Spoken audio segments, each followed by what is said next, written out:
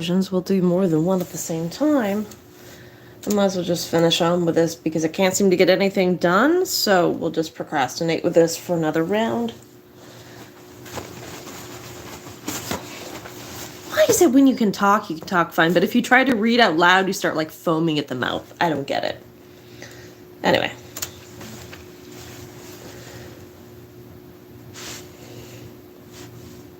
Alright, here we go. The mysterious death of Augustus Cann, Yarmouth, 1918. Augustus Cann was born in November.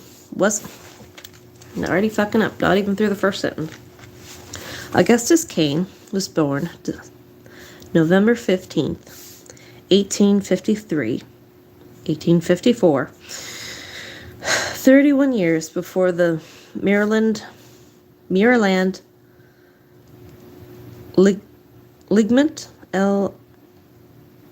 L-I-N-I-M-E-N-T. Liniment Company would be established as one of the largest drug companies in Canada. In his early years, Cann attained a reputation of one of Yarmouth's famous iron men on wooden ships. At the age of 14, Augustus Cann went to sea and in less than 10 years became a master mariner. He sailed ships out of Yarmouth to ports around the world until 1885, when he retired from the sea. At the time, he entered into a partnership with C.C. Richards & Co., and a well-known drug firm operation in Yarmouth town. Cann and Richards purchased from W.J. Nelson of Bridgewater the legal rights to Minland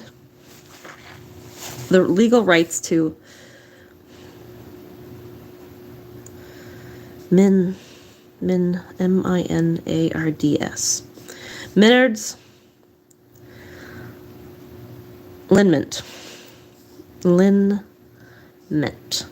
L-I-N-I-M-E-N-T. Liniment.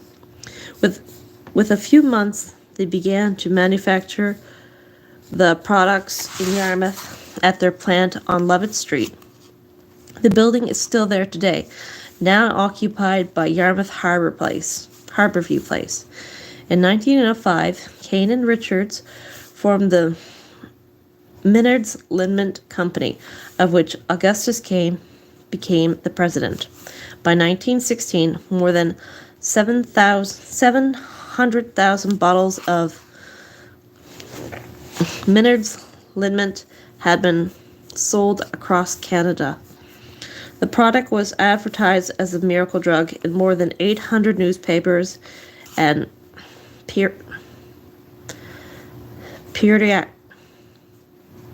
periodicals across Canada. Referred to in these advertisements as the King of Pain, it was used to relieve minor rudimentary pain, headaches, toothaches, cold sores, and lame back, chest or side pains, corns and warts. Snake oil. A few homes in Canada were without the bottle of Minard's Liniment. The success of the marketing of the product was due to Augustus Cann's aggressive salesmanship. Without a doubt, Minard's Liniment was one of the leading products in Canada's growing drug industry. Just prior to and during the quick growth of his company, Captain Cann became a director of the Yarmouth Fishing Company, the Yarmouth Shipbuilding Company, Mount Cemetery Committee, New Burl Johnson Iron Company, and the Yarmouth Hospital Committee, and several other local businesses and organizations. Geez, you got your fingers in everybody's pot. He was a member of the Yarmouth Town Council for 4 years, from 1896 to 1900, and was elected as the mayor of Yarmouth in 1915. He was a promoter of the Board of Trade and was the Commodore of the Yarmouth Yacht Club. In addition, he was one of the organizers of the Yarmouth Curling Club and one of its largest contributors. So when this pillar of the community was found dead in front of his home in a snowy bank, why was there only a small article about it tucked into the corner of the front page of the Yarmouth newspaper? Very good question. Why was the death of the mayor and such a prominent man not headline news? One would think that a tragedy of a man looked so highly by the community would have gotten greater coverage. Captain Cann's death was believed to have been caused by a bronchial attack suffered after leaving the home of Mr. and Mrs. E.K. Spinney. Augustus Cann had been a dinner guest of the Spinneys that evening. Around 4 p.m., Cann had arrived at the Spinneys' home, located where present-day Algie Trask Agency sits, on the corner of Main and Glebe Street. According to the Yarmouth historian, Arthur Thruston, several guests attended the dinner that evening, including Mr. and Mrs. Spinney, Cann, Laura Brown, a neighbor who lived in the present-day Fuller House on Collins Street, just 3 doors down, and Alfred Ellis, who lived on William Street. Captain Cann was a staunch Methodist and thus was a complete teetotaler, okay, refraining from alcohol. After supper and conversation, Cann left, along with Ellis and Brown, and walked home a distance of a couple of blocks. Ellis left Cann and Brown at the corner of Main and Collins. Brown and Cann continued up the street. By the time they arrived at the corner of Collin and Willow, Brown recalled that Captain Cann was complaining of shortness of breath. Arthur Thruston noted that Cann had several bronchial asthma, which had started 5 years earlier in 1913. Brown had crossed the street and continued on her side of the street towards her home. She noticed that Cann stopped a couple of times to catch his breath. When she went into her home, she noticed Cann proceeded towards his. She never suspected that Cann would have any problem reaching his home, just a few steps away. Laura Brown was the last person to see Cann alive. It wasn't until 7 a.m. the next morning on Sunday, March 10th, 1918, that Cann's lifeless body was found lying in the snow by his gate, leading to the main door, on Collins Street side of his mansion. The death was investigated by Police Chief Charles Babin. The cause of the death was ruled to be the result of bronchial asthma. Although the death of the 64-year-old man was bronchial problems, it is not very suspicious. Although the death of a 64-year-old man with bronchial problems is not very suspicious, it's rather ironic that he died so close to his own. The lack of publicity amongst almost suggests a cover-up of some kind. Perhaps the reporters covering the story did not want to risk his job by digging into the dirty laundry of the once most famous, one of the most powerful families in Yarmouth at the time. Older residents in the community recall that the town's gossip mongers would not let it rest. What puzzled most residents was the suddenness of his death and the fact that he died but a few feet from the safety and security of his front door. Some suggested that August Cann may have been murdered that night. But who would commit crime and why? Perhaps an old enemy from days when he rode the seas came back to get revenge. Perhaps an old shipmate or crewman who had wrong followed him from the Spinneys that cold, dark, blustery night. Then right in front of his own home, the stalker grabbed the unsuspecting victim and used his bare hands to suffocate him. Perhaps August Cann fought futilely against an assassin who was several years younger and in better physical shape. Today, it seems like a perfect crime. It was a well-known fact that August Cann had bronchial trouble. Just say asthma. There were no marks found on his body, but perhaps no one was looking for them. A quick examination undertaken by a doctor on call who was familiar with Cain's bronchitis, would result in the cause of deaths being determined as natural causes. As well, the technology back then was not sophisticated enough to distinguish between the different types of suffocation. One prominent rumor that has it that perhaps he did not return immediately to his home. Local historian Kit Lockhart maintained before her death that Cain may have gone to one of the homes of his lover, where later that night he died in her arms, being afraid that she may be blamed for his death, or possibly not wanting his life to be remembered how he had left it. She, with the help of others, carried his lifeless body to a carriage and deposited the deceased Augustus Cann in a snowbank in front of his home. Again, there is no evidence to suggest the validity of this theory. The mystery of the death of Augustus Cann holds many possibilities. What happened on that March night 75 years ago will never be known. If he died in his lover's arms, she is most likely dead today. If he was in fact murdered, likelihood of his murder stepping forward is also slim, since the truth about this case now lies in the graves of Augustus Cann, his dining companions, his lover, and of course, the murderer. As for Cann, his will was model of decorum. He thoughtfully listed everything and divided it accordingly. But again, according to Kit Lockhart, a strange thing occurred. Cann was very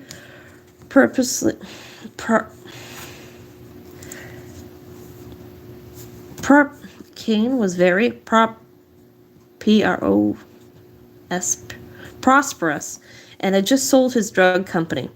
It could be assumed that he had plenty of wealth, considering the fact that he owned a yacht and a fine mansion complete with servants. Yet his total dollar value was less than $5,000, a trifle amount considering the size of his business. Where was the rest? It was obviously gone from the house. True, Cann may have lost some of the money in the collapse of the Bank of Yarmouth in 1904, but he would have recovered any earlier losses with the terrific growth of the Vineyards Limited Company. The fact adds to the possibility of a third theory. After all, he was out that night. Could there have been a thief in the Cann manor who was surprised by the captain, and he was struggled upon? Surprised the captain, he was struggling up the street. Could a struggle have resulted in the captain falling into the snow? Perhaps the thief fled with a considerable piece of the Cann fortune, which is never seen again. What happened that fatal night in 1918 will remain one of Yarmouth's unsolved mysteries. Yet the memory of Augustus Cann will linger on as the province of Nova Scotia has declared the Augustus Cann Mansion on Collins Street a provincial heritage property and a monument to his accomplishments. Oy, reading is hard when you don't read that often. All right, we'll do a little bit more. 1918. It was 1918, the First World War, the war to end all wars, ended with the surrender of Germany. In Canada, Sir Robert Borden was our Prime Minister and was struggling to get the Canadian economy back on track after the war. In the United States, it was President Woodrow Wilson who was announcing his famous 14 points for world peace.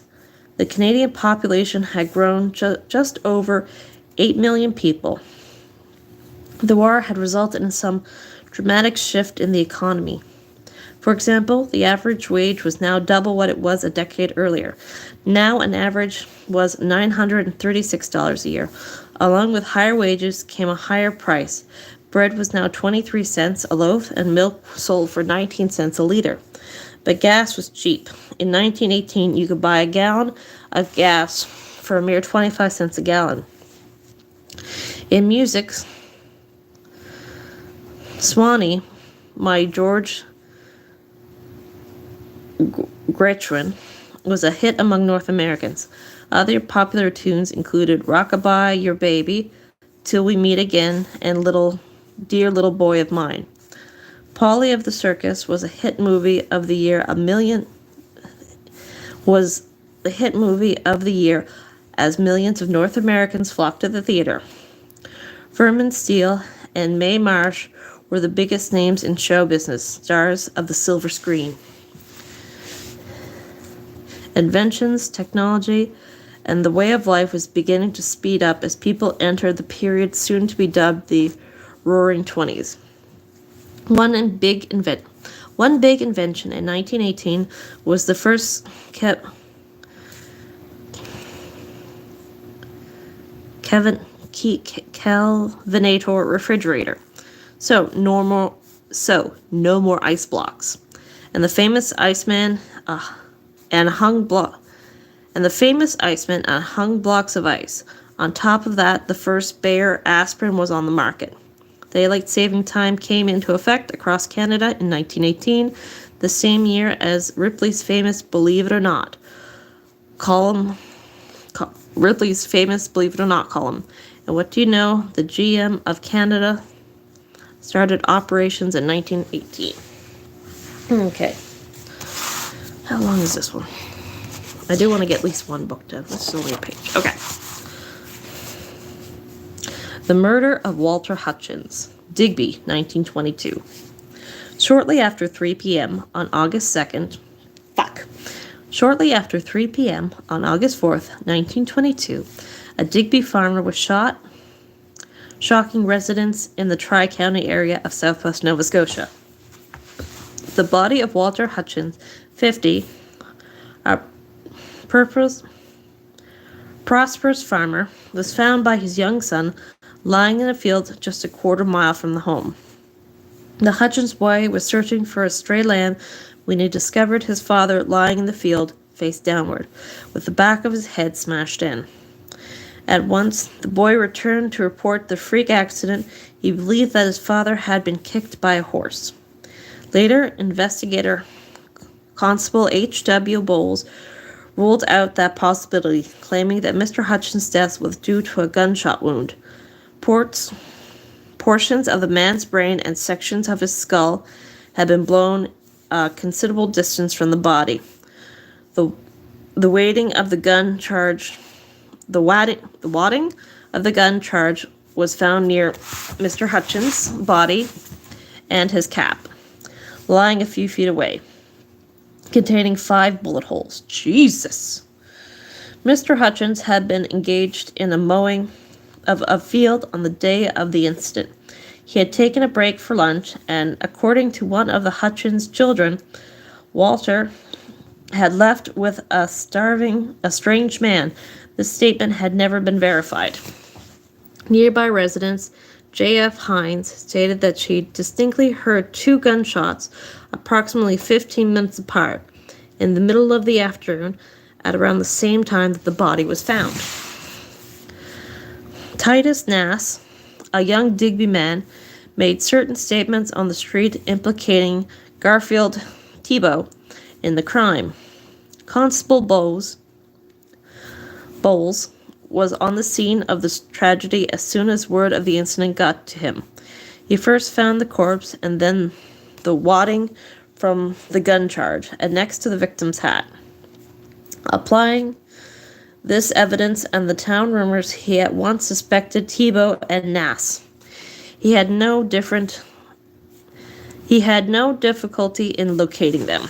Shortly after 10 p.m. on the night of the incident, 18-year-old Garfield Thibault, T-E-B-O, who resided 2 miles from Digby, was arrested by Constable Bowles and charged with the murder of Walter Hutchins.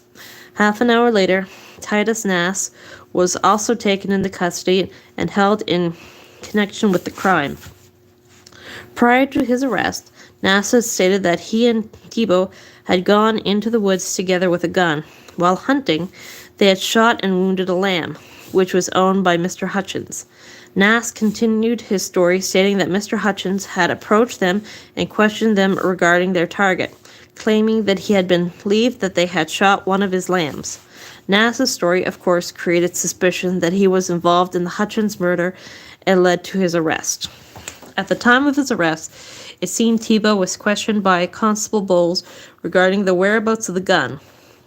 After Thibault denied that he had a gun, but later he led the constable to the weapon. Constable Bowles advised Thibault that straight talking would be beneficial. Thibault spent the night in jail, thinking of the situation over. Realizing there was no way out of the predicament he had gotten himself into, and not wanting Nass to be implicated, Thibault decided to talk. This was Garfield's Thibault confession. I am the man who killed Mr. Hutchins. I killed him, and I alone. Nass had nothing to do with it. We did not intend to kill anybody when we went into the woods. We never thought of Mr. Hutchins. We went after a lamb. It was only when Mr. Hutchins was bringing us to jail that I thought of killing him. I no sooner thought of it than I did it. Nass did not know what I was going to do. Did not know until I fired and he fell dead. Thibault claimed that he had against the victim. In fact, Hutchins was far from his thoughts until he came upon him. The desire to shoot accompanied the desire to escape going to jail. There was nothing premeditated about it, Thibault declared. They went into the woods with the sole intention of shooting a lamb, not a human being. Thibault explained how he and Nash had gone into the woods and shot the lamb. Mr. Hutchins came along, suspicious, and asked him about their actions. Thibault replied that he and his companion were after birds. Mr. Hutchins was not to be deceived and pointed out the boy's bag. You don't need a big bag like that to put birds in, he said. Mr. Hutchins ordered the men to follow him and led them all the way to Digby jail. Thibault insisted that he didn't communicate his thoughts to Nash. Garfield Thibault shot Hutchins, and when he fell dead, the two men ran. Garfield Thibault resided about 2 miles outside of Digby in a shack by the railroad lines. When his parents or any member of his family resided with him is not where his parents or any other family member resided with him is not known. He is said to have lived there a considerable amount of time. Thibault had no previous criminal record, but his family bears evidence of criminal stain. John Thibault, Garfield's brother, had been hanged approximately 10 years earlier for the murder of Edward McGregor, a Digby citizen. Police Chief Hanrahan of Halifax brought John Thibault to justice. An uncle of Garfield Thibault was hanged in Annapolis 25 years prior to Garfield's incident for the murder of an Annapolis woman whose body he had attempted to burn in the woods. Walter Hutchins was 50 years of age. He had resided in the vicinity of Rockville practically all his life and was highly regarded in the community.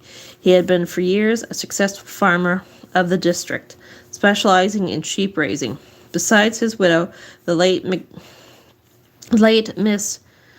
Gidney of Roseway, he was survived by his family of 6 children, 6 brothers, and 2 sisters.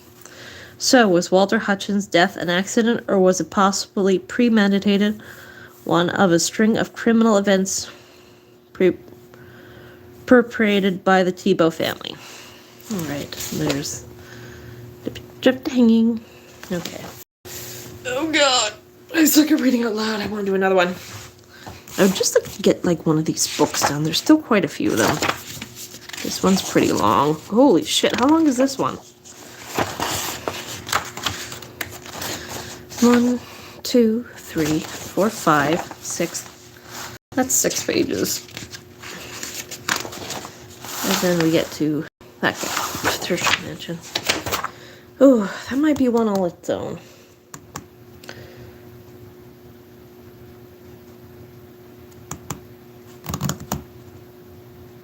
Screw it. We'll do one more. I can't read out loud, but we're going to get it done anyway. The Mysterious Death of John Slavin. Yarmouth, 1923.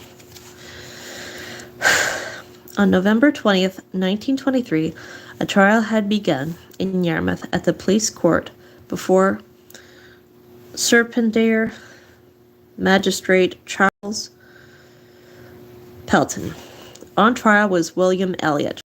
He was a local man who was charged with assault and committing bodily harm to John Slavin.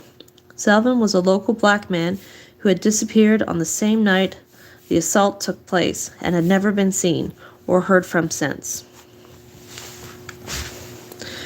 Crown Attorney Robert McKay started the trial by calling his first witness, Fred Dale, a seaman from the ship Acadia. Fred Dale stated that he was in Yarmouth on the 12th of November, and on that evening he went to Joseph Cribb's barn around 10 o'clock. He entered the barn through the front door and then went into the little room on the right-hand side. Dale said that he went there with two other men, John Turner and William Cooper. He remembered Joseph Cribbs being there, as well as a man named Joseph Thibault. Also present were Walter Roberts and William Elliot. Elliot was already there when they went in. Dale said that he only remained there for about 15 minutes. During that time, he saw Slavin and Cribbs talking. They both put on gloves and began to box for a few minutes. Then they took them off and hung the gloves up. He recalled that Elliot wanted to put on the boxing gloves. Elliot took off his overcoat and threw it to Dale to hold. John Turner left, and Dale followed after him, still holding Elliot's overcoat.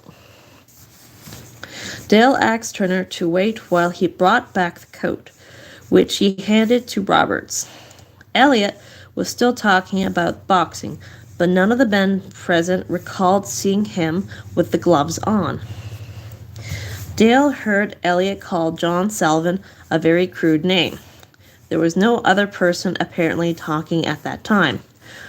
Cooper and Roberts were trying to quiet Elliot as well as calm Slavin. Dale recalled that he had left the barn because he could foresee a confrontation and did not want to be involved. Smart man. Both Dale and Turner left, but later passed by the stables around 12:40 a.m. Dale told the court that the stable was closed and he saw no lights on. He and Turner continued back to their ship. Turner left Dale at Kilm's Wharf. Dale recalled that it was about 1 a.m. when he returned to the ship. Dale saw Cooper and Robert on the ship. They had reached it just before Dale went on board. Dale admitted that he had 2 or 3 drinks. The other men had also had a few drinks as well, one of which they obtained at Cribbs. Dale would not say whether or not the men were sober. Dale had last seen John Slavin in the little room in Cribb's barn. Dale was not drinking in the barn, but he admitted that because of his drinking earlier that evening, he was probably not sober. Fred Dale was then cross-examined by defense counsel Mr. Porter. There was no new evidence given in the cross-examination.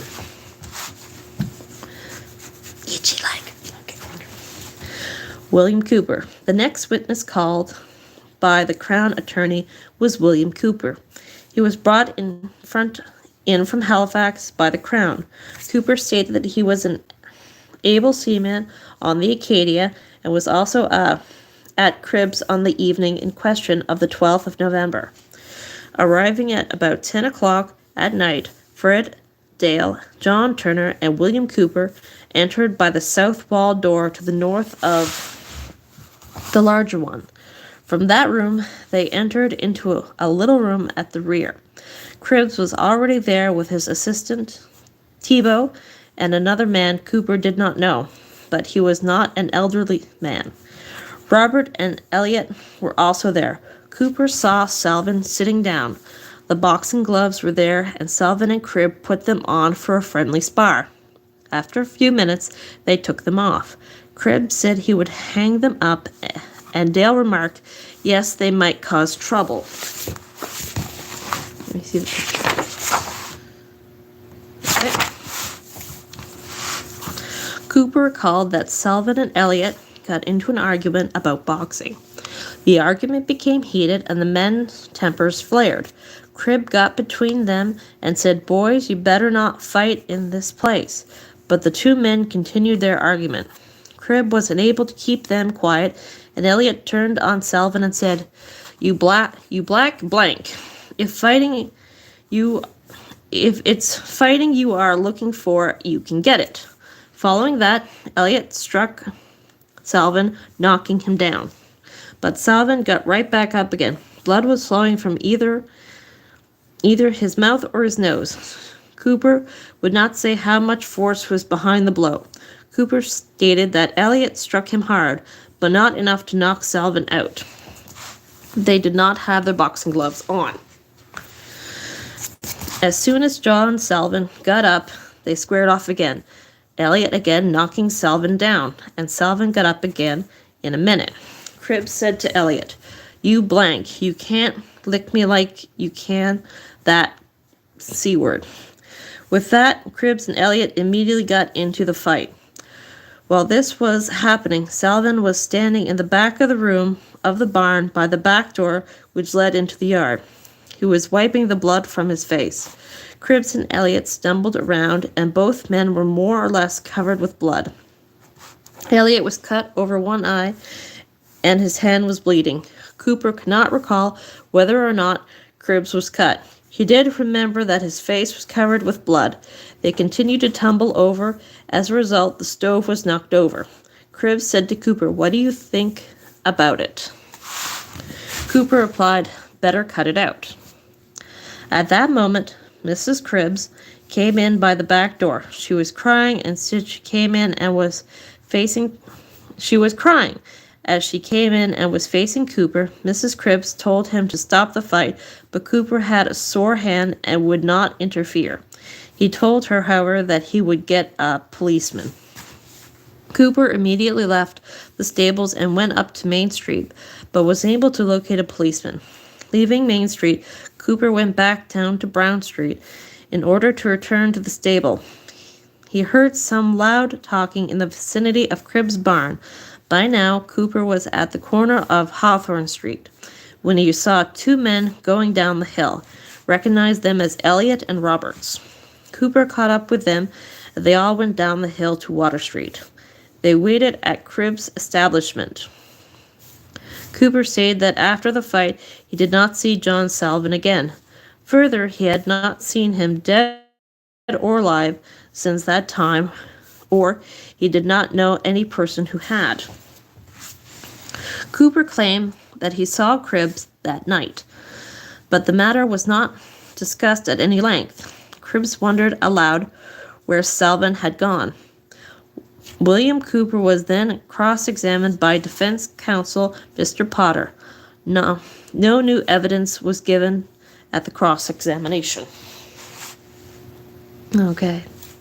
Walter Roberts, the third witness called from the Acadian, was brought from Halifax by the Crown to give evidence in the case. He told the court that he went to the Cribbs barn on the night of November 12th. William Elliot was with him, and they went into the small room on the north side of the building. Robert gave the same evidence as the other two witnesses. The only exemption was that Stripendary pen was that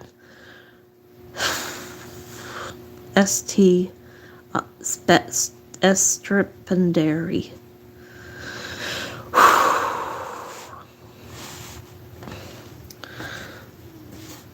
Serpendary Pension asked, "After the second blow, did Slavin fall backwards and did he hit his head on the floor?" Robert responded, "Yes, sir."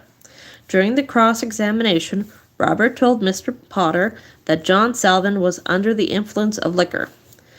Penton then asked, Did the blow bring the blood out of Slavin's mouth?" Robert replied, "Yes, sir," from his lips or his nose.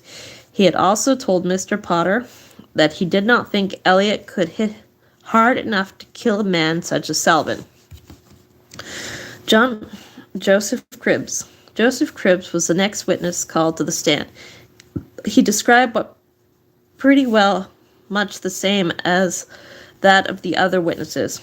Cribbs said he saw Elliot punch John Slavin on the chin, which caused him to stagger and fall. Slavin got up again, and Elliot hit him a second time, knocking him down. Slavin got up and came back at Elliot, who struck him a third time, and Slavin went down. He was lying on his back in the doorway. His body was in the western room of the barn, and his feet were pointed towards the east, just over the threshold, clearing the door. Cribbs could not say how long Slavin lay there because he was distracted when Elliot and Cribbs started to fight. Cribbs stated that he never saw Slavin again. After Elliot knocked Slavin down, Cribbs recalled him saying, "There you are, you blank, you black blank." Cribbs told Elliot he should not call Slavin that name, and Elliot replied, "I can lick any blank blank in this town."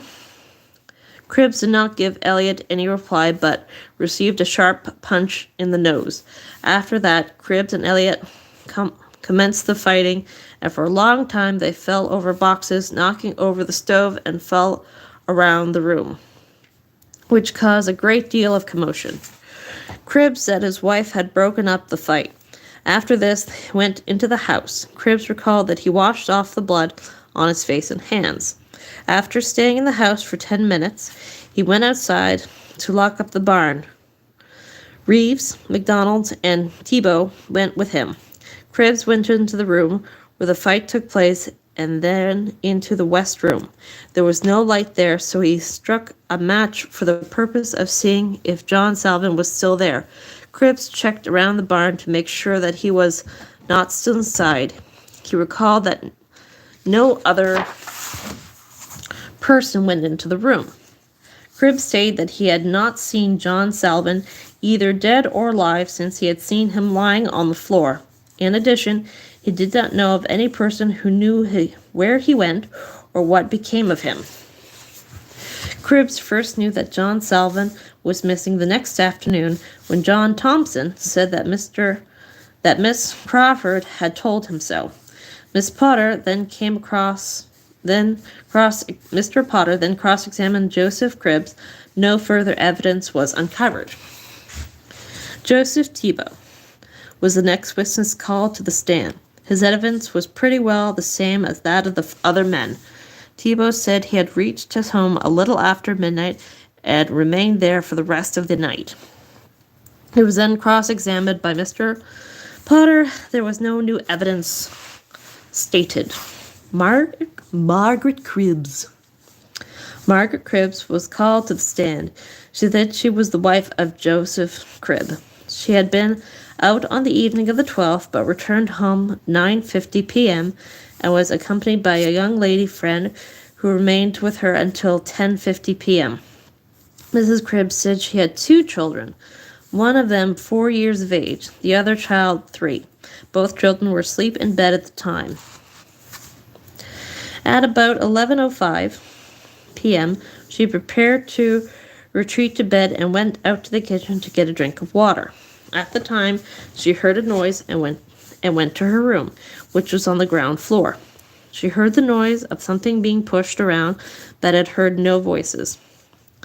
Mrs. Cribbs then decided to make sure that all was well in her stable. She entered by the big barn door where the cars went in the barn.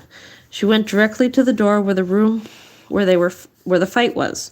She kicked and pounded at the door for about 3 minutes and called for them to open the door. There was no response. She recalled that she had been crying. Crown Attorney Robert McKay asked, "Why were you crying?" Mrs. Cribb responded, "I am a very nervous person and cry over the least excitement, and I was afraid that the police might come down." She then went down to the alley on the north side of the stable and knocked on the window of the room where the fight was. She failed to attain the attention of the men. She recalled that the men She recalled that a man passed her in the alley at the rear of the barn. He started to go up to the step, but stopped and exclaimed, "My God, everything is fucked up." Mrs. Cribbs recognized the man as Simon MacDonald, and she ran up the steps to the door. It opened easily, and she went right inside where the men were fighting. In the room, she saw her husband, Thibault, Sherman, Elliot, Cooper, and Roberts. She asked Thibault, "Why don't you stop them? What are you doing?" Thibault replied, You don't want to mind that. This is not a place for you, jackass." She then said to Cooper, "Why don't you stop them from fighting, and why don't you take them out?" Cooper made no reply. At that point, Mrs. Cribbs said to her husband, "Come on in the house. What are you doing?" Her husband replied, "All right, I'm going to the house." Her husband then spoke to Elliot and said, "This is my wife. Are you a married man? If so, you know that I have to go. I've got to go into the house." Elliot wanted to shake hands with her husband. And they did. He then offered to shake hands with her, but she refused and just shook her head. He caught her by the coat sleeve and said, "Look here, if you are a lady, you will still remember me after 9 o'clock tonight." What a fucking asshole. After that, she went out the door with her husband at her side. She heard Elliot say, "I can clean up this whole place." She knew John Slavin and was positive that she did not see him there that evening. Margaret Cribbs was then cross-examined by Mr. Potter, and there was no new evidence presented at the time. John Muse was the next witness sworn in. He stated that he was at the Cribbs barn on the evening of the 12th and went there about the time that Cribbs and Thibault drove in the car. It was approximately 9:30 in the evening. He gave the same evidence as the other seamen. John Muse was cross-examined by Mr. Porter, but no new evidence was given. Muse was not there when the fight began, but the fight between Cribbs and Elliot took place.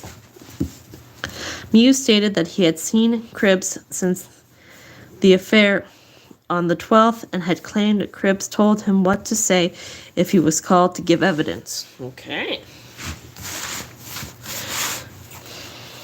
Walter Cribbs was then called to the stand. He stated that he was at the home of his brother Joseph Cribbs on the evening of the 12th at approximately 11:15 or 11:20 p.m.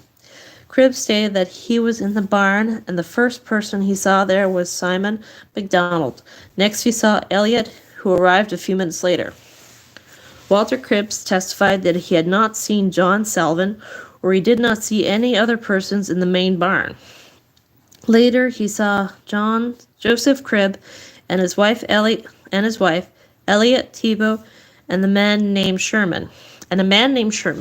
He did not see Mrs. Cribbs when she went into the barn, but when she went out with Joseph, they went through the main part of the barn and out of the big door.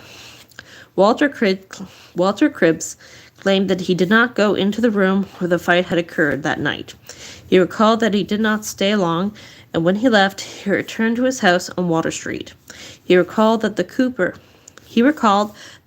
Elliot, and Robert came to his place later on that evening, about 20 minutes after he had left his brother's barn. The men stayed a short time and then proceeded north along Water Street to their ship. Walter Cribb was then cross-examined. He stated that he did not see any fighting whatsoever. There was no other new evidence stated. All right, Harold Sherman was the next witness called.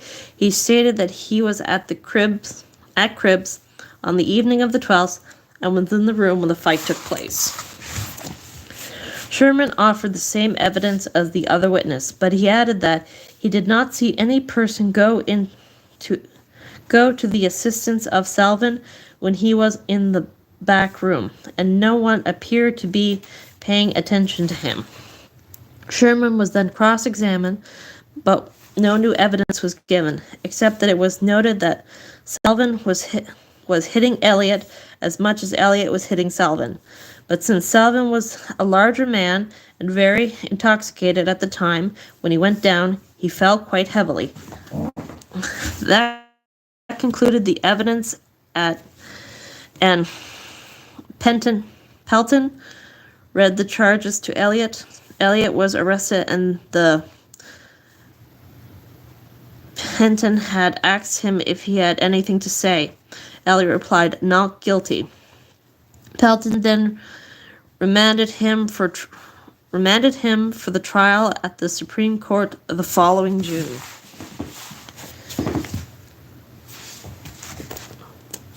Wait. So did they find his body? Did he just disappear? Anyway, we're not finished yet. Let's continue. 6 months later, on Friday, May 16th. Oh, the next fucking sentence.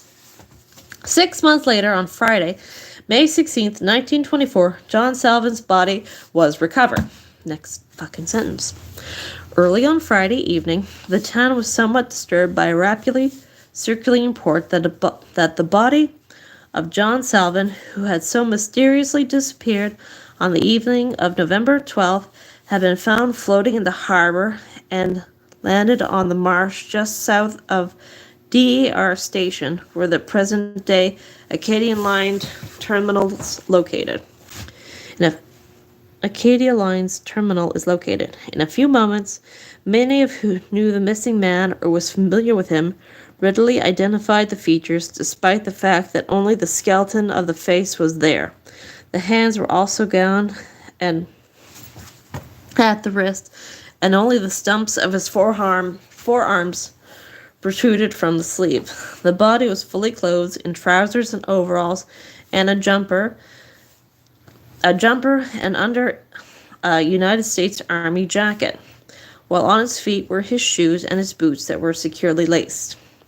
The body was discovered by Daniel Goodwin, a carpenter who owned a small ship which he kept anchored just over from the gas house wharf.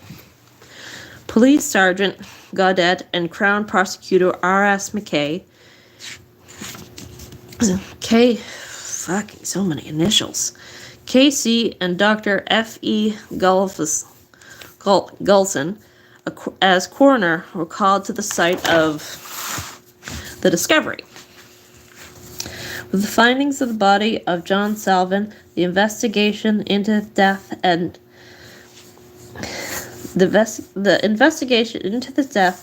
he'd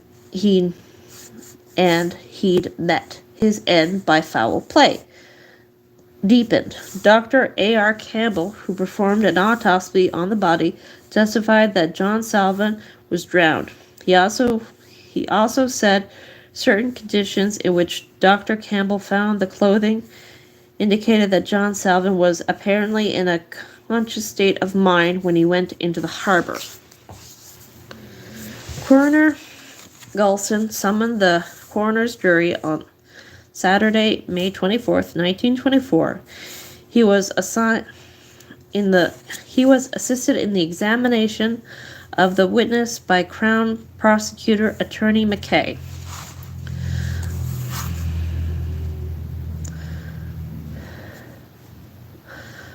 Della Crawford. The first witness who was called and sworn in was Della Crawford, with whom John Slavin boarded. She stated that she lived on Hanskull Street and that she knew John Slavin. She last saw him on Thanksgiving night at her home. He had left there about 9:30 p.m. with Simon MacDonald, but did not know where he was going. Mrs. Crawford said she had never seen him alive after that, or had seen his body until just before being called to the hearing. She said that she had been asked to view the body to see if she could swear to its identification and was able to do so. Mrs. Crawford further testified that Slavin had all his front teeth, but some of them were missing when the body was found. Dr. A.R. Campbell. Dr. A.R. Campbell was the next witness called to the stand. Dr. Campbell stated they had performed the autopsy on the body of John Slavin. During his examination, he found that the flesh had all disappeared from the face and scalp. Both hands were gone entirely, and the flesh from both forearms was gone, up to within an inch or so of the elbow. The bones in some places were covered with barnacles. The flesh and the muscle of the neck were there. The flesh of the muscle of the neck where there had been protected by his clothing in a fair state of preservation. The clothing was all in good order, with the exception of the overalls, which on one side were slightly torn. There was absolutely no fractures of the skull, but 3 center teeth, 2 lower and 1 upper, had been removed within a very short time of his death, as the jaw showed no signs of healing. His clothing was partially unfastened to show that Slavin must have been quite conscious just about the time he went into the water. Otherwise, they would have not been just as they were found. In removing the clothing, Dr. Campbell stated that he found no indication whatsoever of bruising about the body. In opening of the body for internal examination, Dr. Campbell found no signs whatsoever of internal hemorrhaging. He did, however, discover that right lung full of water, and the left lung partially so, which, in the opinion of Dr. Campbell, indicated that John Slavin had been drowned. The doctor stated that Slavin must have been alive when he went into the water and he'd come to his death by drowning. Sounds like they knocked him out good, thought he was dead, threw him in the water to cover it up, but he was still alive. The fact that Slavin did not float sooner was due largely to the well-preserved condition of the body. Dr. Campbell told the court that the gases which compel the body to float are formed largely by the decomposition or decay. He said that Salvin's body was protected by his clothing and showed very little signs of either. Dr. Campbell was asked why Salvin's hands had disappeared. Dr. Campbell stated that it was due to the fish and the sea insects which had eaten all the flesh and tissue from the joints of the wrists, and the action of the water would easily cause them to drop off. He was asked if the hands could have disappeared due to the fact that they were tied or possibly weighed. Dr. Campbell said that it was possible. Ooh, Nick. Simon MacDonald. Simon MacDonald was the next witness called to the stand. He described the same setting and happening as the other witnesses had done on November 1923. Based on the evidence, the coroner jury decided that John Salvin's death was a result of foul play. Supreme Court hears case. On Tuesday, June 24th, 1924, John Salvin's case was finally brought to the Supreme Court at a sitting in Yarmouth. The charges against William Elliot were assault with committing bodily harm and common assault. Unlike the preliminary hearing and the coroner's inquest, there were only 3 witnesses called at the trial. Joseph Cribbs, John Thibault, and Harold Sherman. Their evidence, although of a similar character as published at the preliminary hearing, was at a certain point quite contradictory. After a short trial, the jury found Elliot guilty on the second charge only, common assault. As a result, his lordship imposed as a penalty a fine of $20 or 20 days in jail. The fine was paid. As for what happened in the Cribbs barn that night and what happened to John Slavin, the truth may never be known. Another unsolved mystery.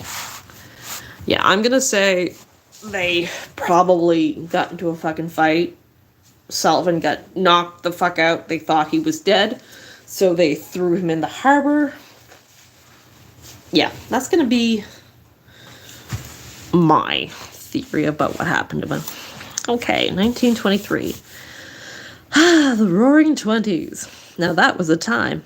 Adolf Hitler, and the start of the German Nazi Party began in 1923. Fuck. It was in Munchkin that Hitler and members of his party were unsuccessful in a coup attempt to overthrow the government of Germany. However, even though Hitler failed, his party began to gain political momentum, and within a decade he will be the master of Germany. Meanwhile, in Canada, Mackenzie King is our Prime Minister. His American counterpart is Calvin Coolidge. In Canada and the United States, prohibition on alcohol consumption is still on. By now, however, Canadian authorities are beginning to relax on its enforcement. Alberta, for example, votes to end prohibition and putting all liquor under government control. Within a few years, other provinces fall in line. Meanwhile, the United States still maintains its prohibition laws. This becomes a heyday for rum running, who start to illegally transport alcohol by ships to the United States. Yarmouth becomes one of the centers of this illegal activity. Canada's population was just over the 9 million mark, recently swelled by a rush of European immigrants fleeing the war-ravaged Europe. Incomes continue to rise in Canada. In 1923, the average annual wage was now $1,090. Car prices came down, and a new Ford motor car was being sold for $478. Gas prices were now about 21 cents a gallon. A loaf of bread was selling for a quarter, and a liter of milk for 20 cents. The electric shaver was released in 1923 by Jacob, what's the name of that razor? Shrek? In medicine, the whooping cough and tetanus vaccine were produced and made available. And for those of you with a sweet tooth, Milky Way and Butterfingers candy bars were sold for the first time. In the arts, The Covered Wagon is the top movie of the year. The top movie actors were Douglas Fairbank and Mae Marsh. Popular songs of 1923 include Bugle, B-U-G-L-E, Buggy Call Rag, Ain't Gonna Rain No More, and Who's Sorry Now. In 1923 was the year the cinema classic The Hunchback of Notre Dame was released, starring Lorne Charn, C-H-A Chaney? Lorne Chaney. Meanwhile, Felix the Cat was entertaining North Americans in the weekly and daily newspaper as one of the regular cartoon strips in movie theaters. Okay. Howard, that's a good one too. Yeah, I'm calling it a night. We'll get to the Churchill Mansion probably another night. But yeah. Alright, if you came by, thanks for putting up with me, and I will see you all another night. Okay.